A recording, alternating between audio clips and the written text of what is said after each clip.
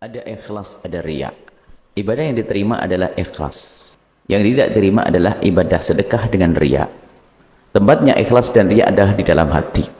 Karena itu tempatnya di dalam hati, maka kita tidak perlu menunjuk orang lain bahasanya dia punya riya. Jangan katakan dia riya, bukan urusan kita. Karena kita tidak tahu apa yang di hatinya seseorang.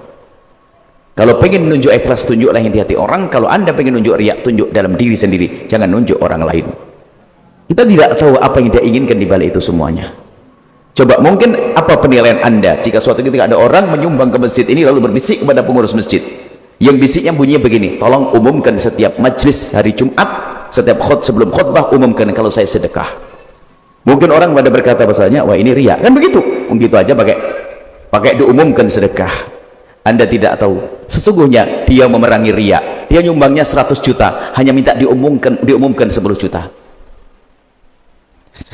Dia nyumbangnya mas 100 juta, cuma minta diumumkan 10 juta. Dia ingin mengelabui setan 10 juta. Coba kalau Anda menyumbang 100 juta, salah ngumumkan 10 juta, oh tes Anda kok 10 juta kan itu. Tapi dia dibalik, kita tidak tahu bagaimana dia memerangi riya. Maka ingat, kalau bicara riya kesini, jangan ke orang lain. Anda tidak tahu yang di hatinya orang. Kalau bicara ikhlas, khusnudzan, mungkin dia ikhlas, tampaknya riya, mungkin dia termasuk orang yang ingin menutupi keikhlasannya dengan gaya riya. Kita tidak tahu.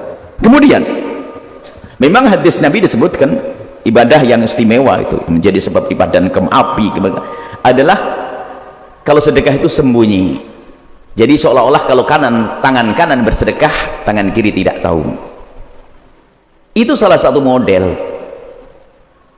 Tapi apakah harus semacam itu? Kita menangkap ternyata hadis ini paling disenangi oleh orang pelit. Paling senang orang pelit dengan hadis ini. Orang pelit setiap diajak sedekah dia berkata, sedekah yang baik adalah sembunyi. Makanya sudah, jangan pakai hadis ini bagi orang pelit. Makanya sudahlah, kita tidak usah main-main dalil, kan begitu sudah. Jadi kadang kita harus sedekah terang-terangan untuk ditiru orang, kadang sembunyi. Bahkan biasakan kayak Imam Ali bin Abi Thalib sedekah di model 4. Sedekah siang hari, bil-laili wan nahari sirra wa alaniyah, dalam Al-Qur'an sebutkan. Bil-laili wan nahar, malam hari bersedekah, siang sedekah. Kalau punya 1 juta bagi 4, 2,5 sedekah. 2,5 siang hari, 2,5 malam hari, 2,5 terang-terangan, 2,5 sembunyi. Tidak tahu mana yang diterima oleh Allah. Kemudian tidak usah ngurus orang. Kita pribadi, Anda boleh bisa saja Anda sedekah dengan disebarkan di TikTok, suka-suka. Tapi ingat, kalau Anda memang betul ingin diterima, Anda tutup. Saya sedekah di posting ya, wahai jamaah, alhamdulillah saudara, hari ini saya telah nyumbang Cianjur 10 juta. Diekspos. Tapi Anda itu hanya ngecek setan 10 juta. Nih 100 juta sudah tak masukkan rekening ke sana. Kalau Anda bisa begitu, boleh Anda umumkan ke siapapun.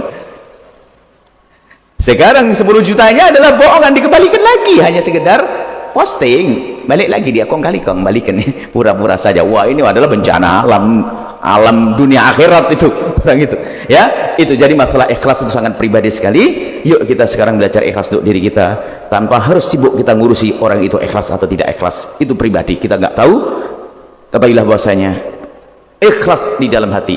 Kalau Anda ucapkan pun jadi hilang ikhlas. Ikhlas di hati. Coba kalau saya ngomong, saya itu ikhlas loh ya, ngapain saya ikhlas ngomong-ngomong, katanya ikhlas.